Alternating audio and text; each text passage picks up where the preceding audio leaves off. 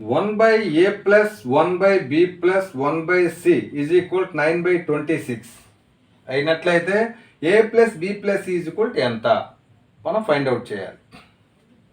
ఇలా ప్రాబ్లం ఇచ్చి మనం సాల్వ్ చేయాలంటే చాలా లెంతీ సొల్యూషన్ వస్తుంది. అలా కాకుండా చిన్న ట్రిక్లో చేయాలి. అది ఎలా చేస్తాం చూడండి. ఇక్కడ ఎంత నెంబర్ ఇచ్చారు చూడండి, 9/26 ఇచ్చారు. అంటే 9, 26 ఉన్నాయి. ఈ రెండింటి యొక్క హెచ్సిఎఫ్ కట్టండి. హెచ్సిఎఫ్ కట్టండి 9కి 26. ఎలా కడతాం? 26 9తో చేయండి.